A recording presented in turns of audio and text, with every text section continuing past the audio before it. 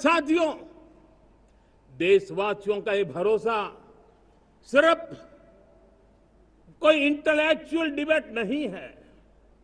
ये भरोसा अनुभव से निकला हुआ है। ये विश्वास लंबे कालखंड के परिश्रम की पैदावार है और इसलिए देश का सामान्य मानव याद करता है जब लाल किले से कहा जाता है कि हिंदुस्तान के 18,000 गांवों में समय सीमा में बिजली पहुंचाएंगे और वो काम हो जाता है, तब भरोसा मजबूत हो जाता है। जब ये तय होता है कि आजादी के इतने सालों के बाद भी 2.5 करोड़ परिवार ऐसे हैं जहां बिजली नहीं है, वो अंधेरे में जिंदगी गुजारते हैं, 2.5 करोड़ घरों में बिजली पहुंच जाती है, तब सामान्य मानवीय का भरोसा बढ़ जाता है। जब लाल किले से स्वच्छ भारत की बात कही जाए, तब इस देश के अग्रिम पंक्ति में बैठे हुए लोग हो, गांव के लोग हो, गरीब बस्ती में रहने वाले लोग हो, छोटे छोटे बच्चे हो, हर परिवार के अंदर स्वच्छता का वातावरण बन जाए, स्वच्छता की चर्चा हो, स्वच्छता के संदर्भ में एक दूसरे को रोक टोकने का निरंतर प्रयास चलता रहे। मैं समझता हूं कि ये भारत के अंदर आई हुई नई चेतना का प्रतिबिंब है। जब देश के सामने लाल किले से कहा जाए कि आज हमारे परिवारों में 3 करोड़ परिवार ऐसे हैं जिनके घर में नल से जल मिलता है, आवश्यक है हमारे इन परिवारों को पीने का शुद्ध पानी पहुंचे। जल जीवन मिशन के तहत इतने कम समय में नए 12 करोड़ परिवारों को जल जीवन मिशन के तहत नल से जल पहुंच रहा है। आज 15 करोड़ परिवार इसके लाभार्थी बन चुके हैं। हमारे कौन लोग वंचित थे इन व्यवस्थाओं से? कौन पीछे रह गए थे? समाज के अग्रिम पंक्ति के लोग इसके लिए अभाव में नहीं जीते थे। मेरे दलित, मेरे पीड़ित, मेरे शोषित, मेरे आदिवासी भाई बहन, मेरे गरीब भाई बहन, मेरे झुग्गी झोपड़ी में जिंदगी गुजारने वाले लोग, वही तो इन चीजों के अभाव में जी रहे थे। हमने अनेक ऐसे प्राथमिक आवश्यकताओं की पूर्ति के लिए जो प्रयास किया और उसका परिणाम हमारे इन सारे समाज के बंधुओं को मिला है। हमने वोकल फॉर लोकल का मंत्र दिया। आज मुझे खुशी है कि वोकल फॉर लोकल ने अर्थतंत्र के लिए एक नया मंत्र बन गया है। हर डिस्ट्रिक्ट अपनी पैदावार के लिए गर्व करने लगा है। 1 डिस्ट्रिक्ट 1 प्रोडक्ट का माहौल बना है। अब 1 डिस्ट्रिक्ट 1 प्रोडक्ट को 1 डिस्ट्रिक्ट का 1 प्रोडक्ट एक्सपोर्ट कैसे हो, उस दिशा में हर जिले सोचने लगे हैं। रिन्यूएबल एनर्जी का संकल्प लिया था। G20 समूह के देशों ने जितना किया है उससे ज्यादा भारत ने किया है और भारत ने ऊर्जा के क्षेत्र में आत्मनिर्भर बनने के लिए, ग्लोबल वार्मिंग की चिंताओं से मुक्ति पाने के लिए हमने काम किया है। साथियों, देश गर्व करता है आज जब फिनटेक की सफलता को लेकर पूरा विश्व भारत से कुछ सीखना समझना चाहता है, तब हमारा गर्व और बढ़ जाता है। साथियों, हम कैसे भूल सकते हैं कोरोना के वो संकट काल। विश्व में सबसे तेज गति से करोड़ों लोगों को वैक्सीनेशन का काम हमारे इसी देशों में हुआ। यही देश हैं जो कभी आतताई आतंकवादी हमें आकर के मार के चले जाते थे। जब देश की सेना सर्जिकल स्ट्राइक करती है, जब देश की सेना एयर स्ट्राइक करती है, तो देश के नौजवानों का सीना ऊंचा हो जाता है, तन जाता है, गर्व से भर जाता है। और यही बातें हैं जो आज 140 करोड़ देशवासियों का मन गर्व से भरा हुआ है, आत्मविश्वास से भरा हुआ है। साथियों, इन सारी बातों के लिए एक सुविचारित प्रयास हुआ है। रिफॉर्म की परंपरा को सामर्थ्य दिया गया है। नक्कर तरीकों के, नक्कर लक्ष्य को लेकर के, और जब राजनीतिक नेतृत्व की संकल्प शक्ति हो, दृढ़ विश्वास हो, जब सरकारी मशीनरी उसको लागू करने के लिए समर्पण भाव से जुट जाती है और जब देश के हर नागरिक उस सपने को पूरा करने के लिए, जन भागीदारी करने के लिए, जन आंदोलन बनाने के लिए आगे आता है, तब हमें निश्चित परिणाम मिलता ही रहता है। मेरे प्यारे देशवासियों, हम ये न भूलें कि देश उस परिस्थितियों से भी दशकों तक भी आजादी के बाद समय बिताया है, जब होती है, चलती है, अरे यार ये तो चलेगा, अरे हमें क्या मेहनत करने की जरूरत है, अरे मामला है अगली पीढ़ी दिखेगी, अरे हमको मौका मिला है यार, मौज कर लो, आगे वाला आगे का जाने, हमें क्या कर रहा है, हम अपना समय निकाल दे, अरे नया करने जाओगे कोई बवाल उठ जाए।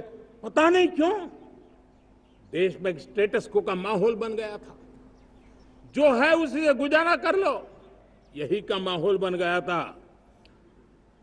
और लोग तो कहते हैं अरे भाई छोड़ो, अब कुछ होने वाला नहीं है, चलो, ऐसा ही मन बन गया था। हमें इस मानसिकता को तोड़ना था, हमें विश्वास से भरना था, और हमने उस दिशा में प्रयास किया। कई लोग तो कहते थे अरे भाई अगली पीढ़ी के लिए काम हम अभी से क्यों करें, हम तो आज का देखें।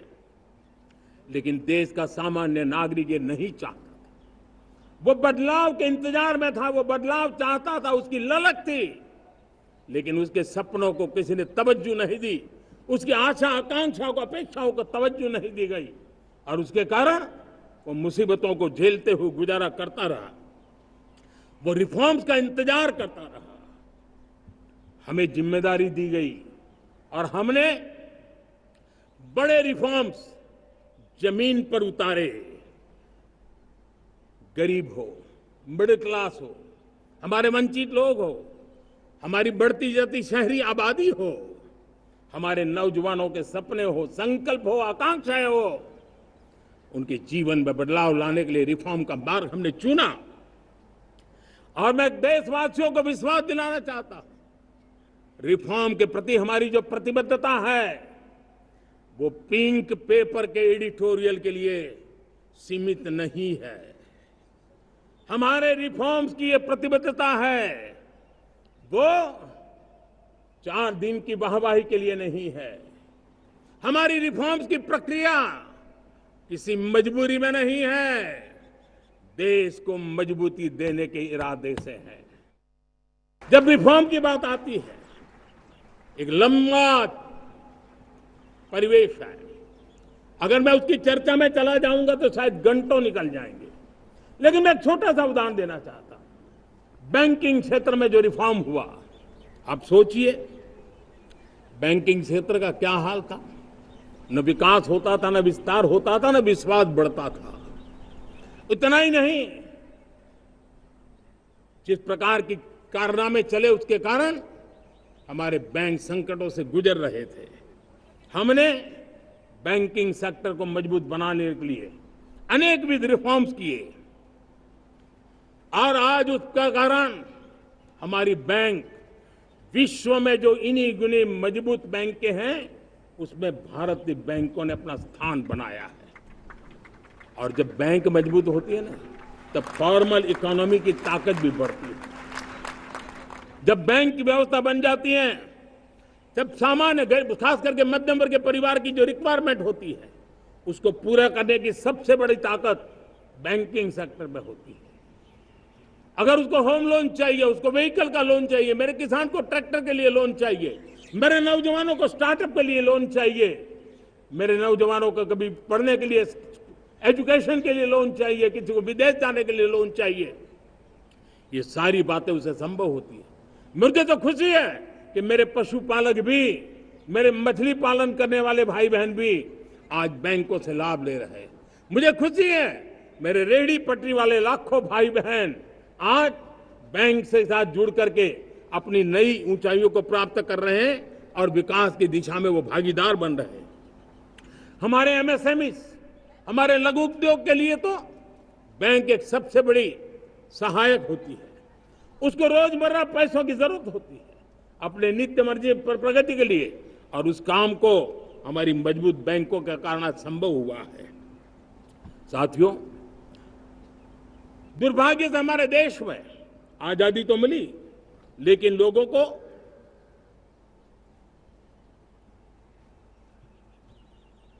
एक प्रकार से माई बाप कल्चर से गुजरना पड़ा। सरकार के पास मांगते रहो, सरकार के पास हाथ फैलाते रहो, किसी की सिफारिश के लिए रास्ते खोजते रहो, वही कल्चर डेवलप हुआ था। आज हमने गवर्नेंस के इस मॉडल को बदला है। आज सरकार खुद लाभार्थी हितार्थी के पास जाती है। आज सरकार खुद उसके घर गैस का चूल्हा पहुंचाती है। आज सरकार खुद उसके घर पानी पहुंचाती है। आज सरकार खुद उसके घर बिजली पहुंचाती है। आज सरकार खुद उसको आर्थिक मदद दे करके विकास के नए आयामों को सर करने के लिए प्रेरित करती है, प्रोत्साहित करती है। आज सरकार खुद नौजवान के स्किल डेवलपमेंट के लिए अनेकविध कदम उठा रही है।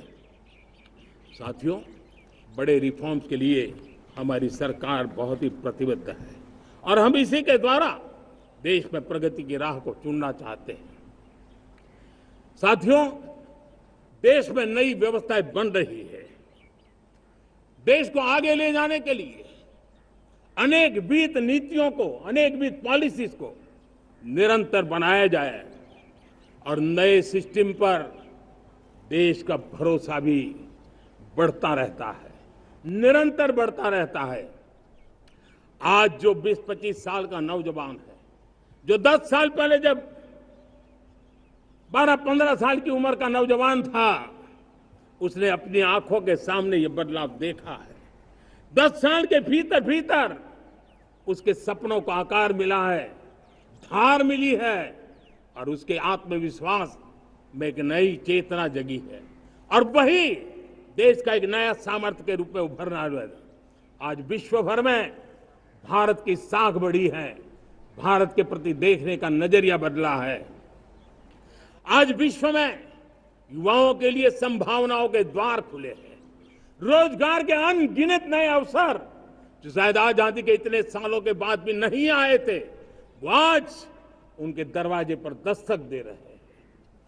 संभावनाएं बढ़ती गई हैं, नए मौके बन रहे हैं। मेरे देश के युवाओं को अब धीरे धीरे चलने का इरादा नहीं है। मेरा देश का नौजवान इंक्रीमेंटल प्रगति में विश्वास नहीं करता। मेरा देश का नौजवान छलांग मारने के मूड में है। वो छलांग मार के नई सिद्धियों को प्राप्त करने के मूड में है। मैं कहना चाहूंगा, भारत के लिए गोल्डन एरा है। वैश्विक परिस्थितियों की तुलना में भी देखें, ये गोल्डन एरा है, ये हमारा स्वर्णिम कालखंड है। मेरे प्यारे देशवासियों, ये अवसर हमें जाने नहीं देना है, ये मौका हमें जाने नहीं देना चाहिए और इसी मौके को पकड़ करके अपने सपने और संकल्पों को लेकर के चल पड़ेंगे तो हम देश की स्वर्णिम भारत की जो अपेक्षा और हमें विकसित भारत का 2047 का लक्ष्य हम पूरा करके रहेंगे। हम सदियों की बेड़ियों को तोड़ करके निकले हैं। आज टूरिज्म का क्षेत्र हो, एमएसएमई का क्षेत्र हो, एजुकेशन हो, हेल्थ सेक्टर हो, ट्रांसपोर्ट सेक्टर हो, खेती और किसानी का सेक्टर हो, हर सेक्टर में एक नया आधुनिक सिस्टम बन रहा है। हम विश्व की बेस्ट प्रैक्टिसेस को भी आगे देख रखते हुए हम हमारे देश की परिस्थितियों के अनुसार आगे बढ़ना चाहते हैं। हर सेक्टर में आधुनिकता की जरूरत है, नएपन की जरूरत है, टेक्नोलॉजी को जोड़ने की जरूरत है और हर सेक्टर में हमारी नई नीतियों के कारण इन सारे क्षेत्रों में एक नया सपोर्ट मिल रहा है, नई ताकत मिल रही है। हमारे सारे अवरोध हटे, हमारी बंदी से दूर हो, हम पूरे सामर्थ्य के साथ चल पड़े, खिल उठे, सपनों को पा करके रहे, सिद्धि को हम अपने निकट देखें, हम आत्मसात करें, उस दिशा में हम चलना है। अब आप देखिए कितना बड़ा बदलाव रहा है। मैं एकदम जमीनी स्तर की बात करूं, विमेन सेल्फ हेल्प ग्रुप आज 10 साल में हमारे 10 करोड़ बहनें वीमेन सेल्फ हेल्प ग्रुप में जुड़ी है। 10 करोड़ नई बहनें। हमें गर्व हो रहा है कि हमारे सामान्य परिवार की, गांव की 10 करोड़ महिलाएं आर्थिक रूप से आत्मनिर्भर बन रही हैं। और जब महिला आर्थिक रूप से आत्मनिर्भर बनती हैं, तब परिवार की निर्णय प्रक्रिया की हिस्सेदार बनती हैं, एक बहुत बड़ी सामाजिक परिवर्तन की गारंटी लेकर के आती है। मुझे गर्व है इस बात पर, लेकिन साथ साथ मुझे गर्व इस बात का भी है कि हमारे सीईओ आज दुनिया भर के अंदर अपनी धाक जमा रहे हैं। भारत के हमारे सीईओ विश्व भर में अपनी धाक जमा रहे हैं। हमारे लिए खुशी की बात है कि एक तरफ मेरे सीईओ दुनिया भर में नाम कमा रहे हैं, भारत का नाम बढ़ा रहे हैं, तो दूसरी तरफ विमेन सेल्फ हेल्प ग्रुप से 1 करोड़ मेरी सामान्य परिवार की माताएं बहनें लखपति दीदी बनती है। मेरे लिए ये भी उतना ही गर्व की बात है। अब हमने सेल्फ हेल्प ग्रुप को 10 लाख रुपए से 20 लाख रुपए देने का निर्णय किया है। अब तक 9 लाख करोड़ रुपए बैंकों के माध्यम से हमारे इन विमेन सेल्फ हेल्प ग्रुप को मिले हैं, और जिसकी मदद से वो अपने अनेकविध कामों को बढ़ावा रहे हैं। मेरे साथियों, मेरे नौजवान इस तरफ ध्यान दें। स्पेस सेक्टर एक फ्यूचर है हमारे साथ जुड़ा हुआ, एक महत्वपूर्ण पहलू है। हम उस पर भी बल दे रहे हैं। हमने स्पेस सेक्टर में बहुत रिफॉर्म किए हैं। जिन बंधनों में हमने स्पेस सेक्टर को बांध के रखा था, उसे हमने खोल दिया है। आज सैकड़ों स्टार्टअप्स स्पेस के सेक्टर में आ रहे हैं। वाइब्रेंट बनता जाता हमारा स्पेस सेक्टर भारत को एक शक्तिशाली राष्ट्र बनाने का एक महत्वपूर्ण अंग है, और हम इसको दूर की सोच के साथ मजबूती दे रहे हैं।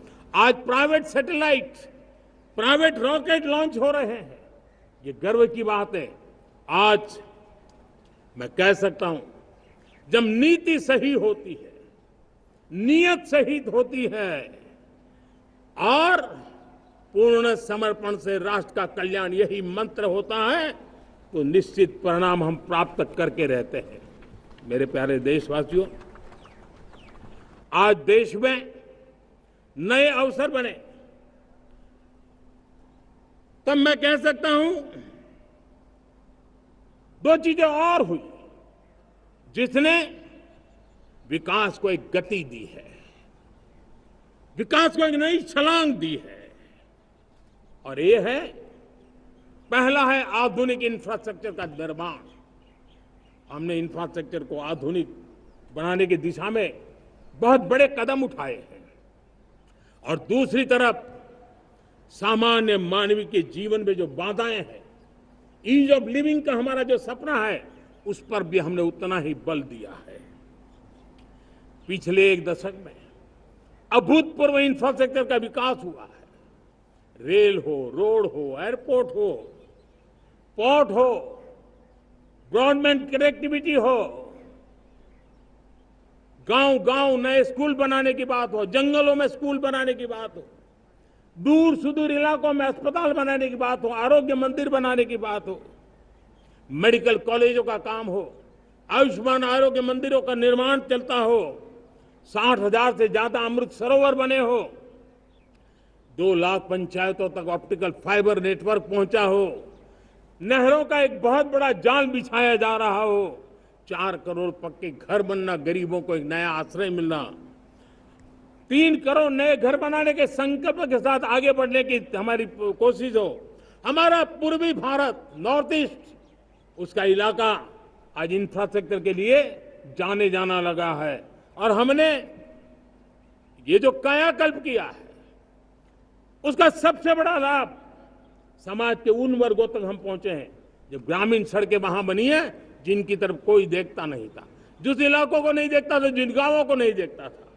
दलित हो, पीड़ित हो, शोषित हो, वंचित हो, पिछड़े हो, आदिवासी हो, जंगल में रहने वाले हो, दूर सुदूर पहाड़ों में रहने वाले हो, सीमावर्ती स्थान पर रहने वाले हो, हमने उनकी आवश्यकता की पूर्ति की है। हमारे मछुआरे भाई बहनों की आवश्यकताओं को पूरा करना, हमारे पशुपालकों के जीवन को बदलना, एक प्रकार से सर्वांगीण विकास का प्रयास हमारी नीतियों में रहा, हमारी नीयत में रहा है, हमारे रिफॉर्म में रहा है, हमारे कार्यक्रमों में रहा है, हमारी कार्यशैली में रहा है। और उस सबसे बड़ा लाभ मेरे युवाओं को होता है। उनको नए नए अवसर मिलते हैं, नए नए क्षेत्र में कदम रखने का उसके लिए संभावनाएं बन जाती है, और वही तो सबसे ज्यादा रोजगार दे रहा है। और सबसे ज्यादा रोजगार प्राप्त करने का अवसर इन्हीं समय में उनको मिला है। हमारा जो मध्यम वर्गीय परिवार है, मध्यम वर्गीय परिवार को क्वालिटी ऑफ लाइफ, वो स्वाभाविक उसकी अपेक्षा रहती है। वो देश के लिए बहुत देता है, तो देश का भी दायित्व है कि उसकी जो क्वालिटी ऑफ लाइफ में जो उसकी अपेक्षाएं हैं, सरकार की कठिनाइयों से मुक्ति की उसकी जो अपेक्षाएं हैं, उसको पूर्ण करने के लिए हम निरंतर प्रयास करते हैं। और मैंने तो सपना देखा है कि 2047 जब विकसित भारत का सपना होगा, तो उसकी एक इकाई ये भी होगी कि सामान्य मानव के जीवन में सरकार की दखलें कम हो, जहां सरकार की जरूरत हो वहां अभाव न हो, और जहां सरकार की बेकारण प्रभाव भी न हो, इस प्रकार की व्यवस्था पर हम प्रतिबद्ध हैं। मेरे प्यारे देशवासियों, हम छोटी छोटी जरूरतों पर भी ध्यान देते हैं, हम छोटी छोटी आवश्यकताओं पर ध्यान देते हैं, और उसको लेकर हम चलते हैं। चाहे हमारे गरीब का घर का चूल्हा जलता रहे, गरीब की मां को कभी आंसू पी करके सोना न पड़े, और इसके लिए मुफ्त इलाज की योजना हमारी चल रही है। बिजली, पानी, गैस अब सैचुरेशन के मूड पर है, और जब हम सैचुरेशन की बात करते हैं वो 100% होता है। जब सैचुरेशन होता है तो उसको जातिवाद का रंग नहीं लगता है। जब सैचुरेशन होता है तो उसमें पांथिकता का रंग नहीं लगता है। जब सैचुरेशन का मंत्र होता है तब सच्चे अर्थ में सबका साथ सबका विकास का मंत्र साकार होता है। लोगों के जीवन में सरकार की दखल कम हो, उस दिशा में हमने हजारों कंप्लायंसेस के लिए सरकार सामान्य मानवी पर बोझ डालती थी, उन सारे कंप्लायंसेस को दूर किया। हमने देशवासियों के लिए 1,500 से ज्यादा कानूनों को खत्म कर दिया, ताकि कानूनों की जंजाल के अंदर देशवासियों को फंसना न पड़े। हमने छोटी छोटी गलतियों के कारण ऐसे कानून बने थे, उनको जेल में अंदर धकेल दिया जाए। हमने उन छोटे छोटे कारणों से जेल जाने के जो परंपराएं थी, उन सारे कानूनों को नष्ट कर दिया, और उसको कानूनों को जेल भेजने के प्रावधान को व्यवस्था से बाहर कर दिया है। आज हमने जो आजादी की विरासत के गर्व की बात हम जो करते हैं, सदियों से हमारे पास जो क्रिमिनल लॉ थे, आज हमने उसको नए क्रिमिनल लॉ, जिसको हमने न्याय संहिता के रूप में, और जिसके मूल में दंड नहीं पर नागरिक को न्याय, इस भाव को हमने प्रबल बनाया है। ईज ऑफ लिविंग बनाने के लिए देशव्यापी मिशन में काम कर रहे हैं। हर लेवल पर मैं सरकार के प्रतिनिधियों का आह्वान करता हूं। मैं जनप्रतिनिधि, वो किसी भी दल के क्यों न हो, किसी भी राज्य के क्यों न हो, सबसे आग्रह करता हूं कि हमने एक मिशन मोड में ईज ऑफ लिविंग के लिए कदम उठाने चाहिए। मैं हमारे युवाओं को, प्रोफेशनल्स को, सबको मैं कहना चाहता हूं, आप अपने स्थान पर जहां पर आपको छोटी छोटी दिक्कतें होती है, आप उसके सॉल्यूशन को लेकर के सरकार को चिट्ठी लिखते रहिए। सरकार को बताइए कि बिना कारण की कठिनाई आए उसको दूर करने से कोई नुकसान नहीं है। मैं पक्का मानता हूं आज सरकारें संवेदनशील है। हर सरकार, स्थानीय स्वराज्य की संस्था होगी या राज्य सरकार होगी या केंद्र सरकार होगी, उसको तवज्जो देगी। गवर्नेंस में रिफॉर्म्स, ये हमें विकसित भारत एट 2047 के सपने के लिए हमने उसको जोर लगा करके आगे बढ़ाना होगा, ताकि सामान्य मानवी के जीवन में अवकाश ही अवकाश पैदा हो, रुकावटें खत्म होती चली जाए। नागरिकों का डिग्निटी ऑफ सिटीजन, नागरिकों के जीवन में सम्मान मिले। डिलीवरी के संबंध में कभी किसी को ये कहने की मोहब्बत ना आया कि ये तो मेरा हक था कि मुझे मिला नहीं, उसको खोजना न पड़े। सरकार के गवर्नेंस में डिलीवरी सिस्टम को और मजबूती चाहिए। आप देखिए, देश में जब हम रिफॉर्म की बात करते हैं, आज देश में करीब 3 लाख संस्थाएं काम कर रही है, चाहे पंचायत हो, नगर पंचायत हो, नगर पालिका हो, महानगर पालिका हो, यूटी हो, स्टेट हो, डिस्ट्रिक्ट हो, केंद्र, छोटी मोटी 3 लाख करीब करीब इकाइयां हैं। अगर ये हमारे 3 लाख इकाइयों को मैं आज आह्वान करता हूं कि अगर आप साल में अपने स्तर पर जिन चीजों की जरूरत है सामान्य मानवी के लिए 2 रिफॉर्म करें। ज्यादा नहीं कह रहा हूं मेरे साथियों, एक पंचायत हो, एक राज्य सरकार हो, कोई विभाग हो, सिर्फ 1 साल में 2 रिफॉर्म और उसको जमीन पर उतारें। आप देखिए, हम देखते ही देखते 1 साल में करीब करीब 25-30 लाख रिफॉर्म कर सकते हैं। जब 25-30 लाख रिफॉर्म हो जाए तब सामान्य मानवी का विश्वास कितना बढ़ जाएगा, उसकी शक्ति राष्ट्र को नई ऊंचाई पर ले जाने में कितनी काम आएगी। और इसलिए हम अपने स्तर पर होती है चलती से मुक्ति पाकर के बदलावों के लिए आगे आए, हिम्मत के साथ आगे आए। और सामान्य मानवी की जरूरत छोटी छोटी जरूरत होती है, पंचायत लेवल पर भी वो मुसीबतें झेल रहा है, उन मुसीबतों से हम मुक्ति दिलाएं तो मुझे पक्का विश्वास है कि हम सपनों को पार कर सकते हैं।